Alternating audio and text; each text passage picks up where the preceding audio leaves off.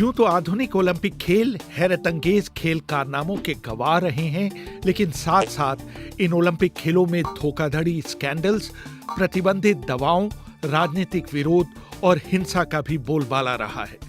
वर्ष 1896 में Athens, Greece में हुए पहले ओलंपिक खेलों में सिर्फ पुरुषों ने भाग लिया था।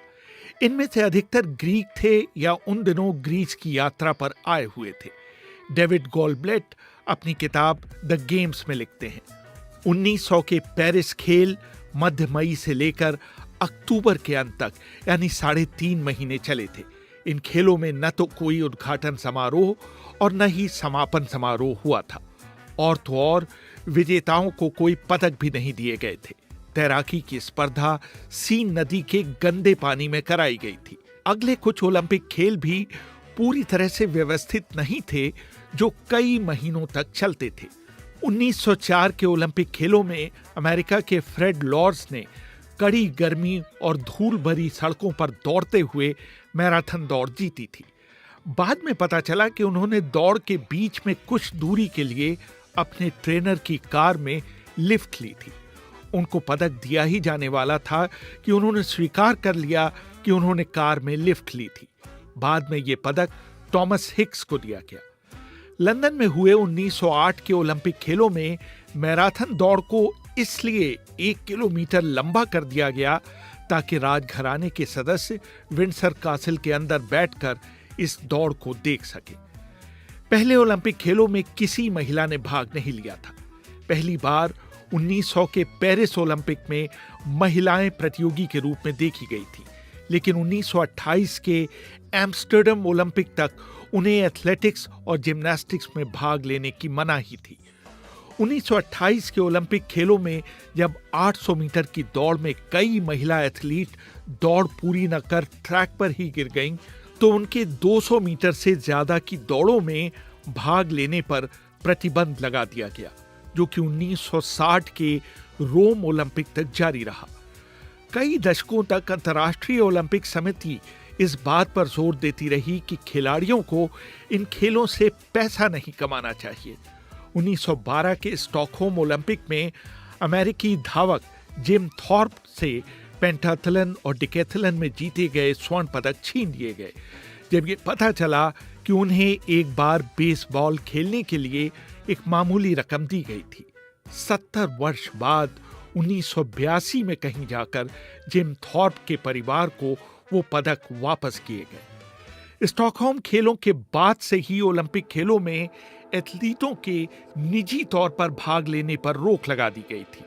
ब्रिटेन के सैनिक अफसर आर्नल्ड जैक्सन को राष्ट्रीय टीम में नहीं चुना गया था, लेकिन निजी तौर पर भाग लेते हुए उन्होंने 1500 मीटर दौड़ में स्वर्ण पदक जीता था।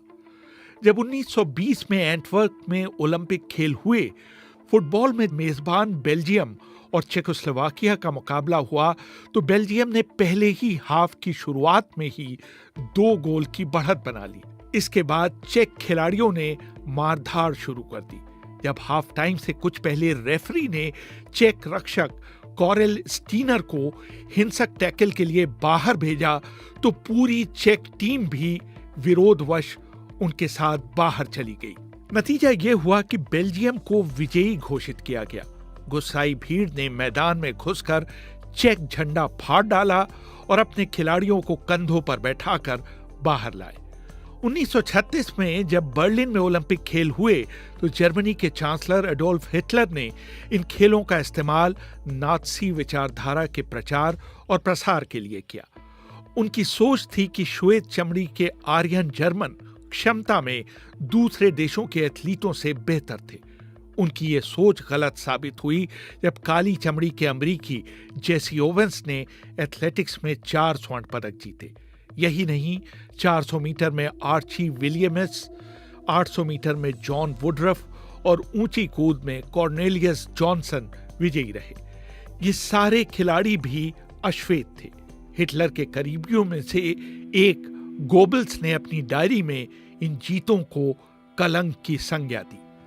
1936 के ही ओलंपिक खेलों की मैराथन दौड़ में जब 2 कोरियाई खिलाड़ियों सॉन की सुंग और नैमसंग योंग ने स्वर्ण और कांस्य पदक जीते तो जापानी राष्ट्रगान बजाया गया, क्योंकि उस समय कोरिया पर जापान का अधिकार था। के लेनार्स ने जर्नल ऑफ ओलंपिक हिस्ट्री में लिखा, इन दोनों खिलाड़ियों ने अपने सिर झुकाकर अपने शांतिपूर्वक विरोध का इजहार किया। यही नहीं, जापान ने इन दोनों खिलाड़ियों को झूठे जापानी नाम कितेई सोन और शार्यू नान देकर ओलंपिक खेलों में शामिल कराया था। जब ये खिलाड़ी स्वदेश लौटे तो कुछ स्थानीय अखबारों ने इनकी तस्वीर छापी, जिसमें जापानी झंडे को हटा दिया गया था। जापान सरकार ने इसकी सजा इन अखबारों के संपादकों को गिरफ्तार करके दी। इसी तरह का वाकया 1936 के ओलंपिक खेलों में भारत की हॉकी टीम के साथ हुआ, जब उनके स्वर्ण पदक जीतने के बाद ब्रिटेन का राष्ट्रगान बजाया गया और यूनियन जैक ऊपर गया। लेकिन कम लोगों को पता है कि फाइनल मैच शुरू होने से पहले टीम के मैनेजर पंकज गुप्ता ने अपनी जेब से कांग्रेस का तिरंगा झंडा निकालकर भारतीय खिलाड़ियों में जोश भरा था। सारे खिलाड़ी उस झंडे को सैल्यूट कर मैदान में उतरे थे और उन्होंने जर्मनी की हॉकी टीम को 8-1 से हराया था। 50 के दशक से 80 के दशक तक शीत युद्ध का असर ओलंपिक खेलों में दिखाई देने लगा था। जो देश एक दूसरे से वास्तविक लड़ाई नहीं लड़ रहे थे, वो एक दूसरे पर दूसरे रास्तों, खासतौर से खेलों के जरिए हावी होने की कोशिश कर रहे थे। खेलों में राजनीति के प्रवेश का चलन 1956 के मेलबर्न ओलंपिक से हुआ, जब सोवियत संघ और हंगरी के बीच हुए वाटर पोलो मैच में दोनों देशों के खिलाड़ी आपस में इतना लड़े कि खूनो खून हो गए। इस मैच को ब्लड इन द वाटर की संज्ञा दी गई। इससे पहले सोवियत संघ ने हंगरी में अपनी सेनाएं भेज दी थी। इन्हीं खेलों में इस्राएल की नीतियों के खिलाफ अपना विरोध प्रकट करने के लिए अरब देशों ने खेलों का बहिष्कार किया। वर्ष 1976 में न्यूजीलैंड द्वारा अपने देश की रग्बी टीम को दक्षिण अफ्रीका का दौरा करने की अनुमति दिए जाने के विरोध में अफ्रीकी देशों ने मॉन्ट्रियल ओलंपिक का बॉयकॉट किया। 1980 में सोवियत संघ द्वारा अफगानिस्तान में अपनी सेना भेजने के विरोध में लगभग 65 पश्चिमी और अमेरिका के मित्र देशों ने ओलंपिक खेलों का बहिष्कार किया। 12 साम्यवादी देशों ने 1984 के लॉस एंजलिस खेलों का बहिष्कार कर इसका हिसाब चुकता किया। 1948 में लंदन में हुए ओलंपिक खेल चूंकि दूसरे विश्व युद्ध के तुरंत बाद हो रहे थे, इसलिए आयोजकों के पास धन की बहुत कमी थी। इन खेलों को ऑस्टेरिटी गेम्स की संज्ञा दी गई। आयोजन समिति ने ऐलान किया कि वो ओलंपिक में भाग लेने वाले खिलाड़ियों को साबुन तो उपलब्ध करा देगी, लेकिन उन्हें तौलिए अपने घर से लाने होंगे। ये बात आज शायद सुनकर अजूबी लगे कि स्पर्धा के बाद इस्तेमाल की गई फुटबॉल, बास्केटबॉल और दूसरे खेल उपकरणों की नीलामी की जाती थी, जिससे कुछ धन अर्जित किया जा सके। 1984 में टोक्यो ओलंपिक में दक्षिण अफ्रीका को उसकी नस्ल भेद की नीति के कारण ओलंपिक खेलों से प्रतिबंधित कर दिया गया। 1992 के बार्सिलोना ओलंपिक में जाकर दक्षिण अफ्रीका की ओलंपिक खेलों में वापसी हुई। इस बीच दक्षिण अफ्रीका के जो खिलाड़ी ओलंपिक खेलों में भाग लेना चाहते थे, उन्होंने दूसरे देशों की नागरिकता लेकर इन खेलों में भाग लिया। 1984 के 3000 मीटर महिला स्टीपल चेज प्रतियोगिता में दक्षिण अफ्रीका की एथलीट जोला बर्ड ने ब्रिटेन की नागरिकता लेकर खेलों में भाग लिया था।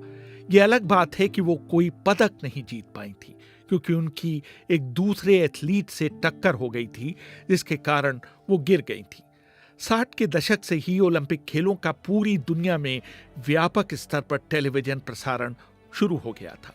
1968 के मैक्सिको खेलों में 2 काले अमेरिकी एथलीटों टॉमी स्मिथ और जॉन कार्लोस ने 200 मीटर की दौड़ जीतने के बाद विनर्स पोडियम पर ब्लैक पावर सैल्यूट किया।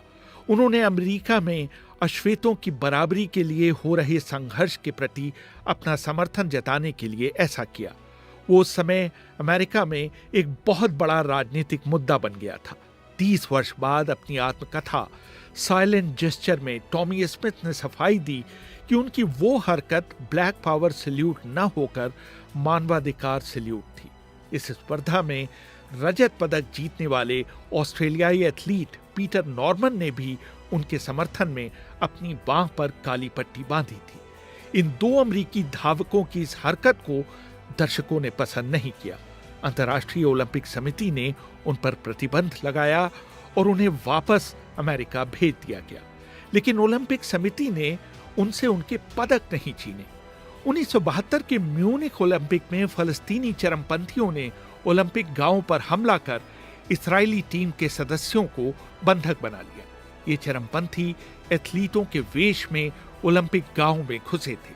जब जर्मन सुरक्षा बलों ने इन एथलीटों को छुड़ाने की कोशिश की तो इस्राएली दल के 11 सदस्य, 5 चरमपंथी और 1 सुरक्षाकर्मी की मौत हो गई। इसके बाद से ओलंपिक खेलों में सुरक्षा व्यवस्था बहुत कड़ी कर दी गई। इसके बाद जिन जिन देशों को ओलंपिक खेलों की मेजबानी मिली, वहां के राजनीतिक हालातों को देखकर उनकी मेजबानी का विरोध किया गया। उदाहरण के लिए, जब 2008 में चीन को ओलंपिक खेल मिले तो कई लोगों ने चीन के मानवाधिकार रिकॉर्ड की आलोचना की। 90 के दशक में इस बात पर बहुत विवाद पैदा हो गया जब पता चला कि ओलंपिक खेलों की मेजबानी देने के लिए कुछ सदस्य वोट देने के लिए रिश्वत ले रहे थे। रिश्वत ही नहीं, ओलंपिक खेलों में मैच फिक्सिंग के भी आरोप सामने आए। मोएरा बटरफील्ड ने अपनी किताब ओलंपिक स्कैंडल्स में लिखा, 1988 के सोल ओलंपिक खेलों में वेल्टरवेट मुक्केबाजी के फाइनल में अमरीकी मुक्केबाज रॉय जोन्स दक्षिण कोरियाई मुक्केबाज पाक सी हुन से पराजित हो गए। हालांकि दर्शक और बॉक्सिंग के पंडितों ने साफ देखा कि अमेरिकी मुक्केबाज कोरियाई मुक्केबाज से बेहतर था और उसकी जीत निश्चित दिखाई दे रही थी। बाद में कुछ खोजी पत्रकारों ने पता लगाया कि एक दक्षिण कोरियाई अरबपति ने कोरियाई मुक्केबाज को जितवाने के लिए एक जज को रिश्वत दी थी। बाद में एक जज ने स्वीकार भी किया कि उसने इस मुकाबले की स्कोरिंग में कुछ गलती की थी।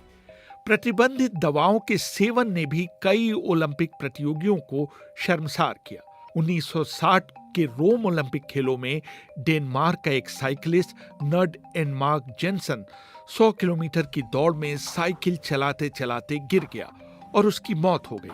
जब उसका पोस्टमार्टम किया गया तो मौत का कारण लू लगना बताया गया, लेकिन बाद में पोस्टमार्टम करने वाले एक डॉक्टर ने दावा किया था कि उनके शरीर में प्रतिबंधित दवा एम्फेटेमाइन के अंश पाए गए थे।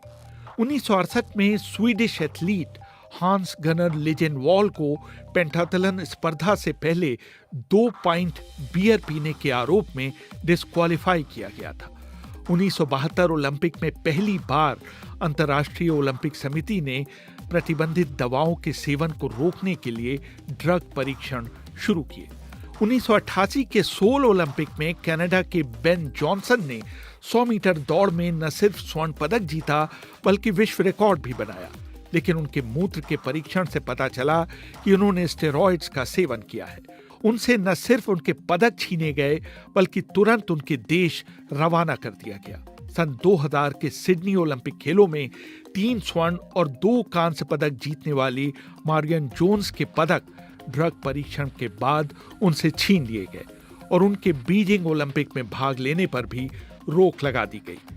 2008 के बीजिंग ओलंपिक खेलों में 15 एथलीट प्रतिबंधित दवाओं का सेवन करते पकड़े गए। यहां तक कि घुड़सवारी स्पर्धा में कुछ घोड़ों तक को प्रतिबंधित दवाएं पिलाई गई थी। 2012 के लंदन ओलंपिक में भी यह सिलसिला रुका नहीं। रूस के 41 खिलाड़ी प्रतिबंधित दवाओं का इस्तेमाल करते हुए पकड़े गए। 2016 के रियो ओलंपिक में जब रूस ने 389 सदस्यीय दल का ऐलान किया तो अंतर्राष्ट्रीय ओलंपिक समिति ने इनमें से सिर्फ 278 नामों को मंजूरी दी और 111 रूसी खिलाड़ियों को ओलंपिक खेलों में भाग नहीं लेने दिया गया। इसके अलावा 8 प्रतियोगियों को स्पर्धा से पहले हुए ड्रग टेस्ट में फेल होने के कारण भाग नहीं लेने दिया गया, जिसमें भारत के पहलवान नरसिंह यादव भी थे। रेहान फजल, BBC, दिल्ली।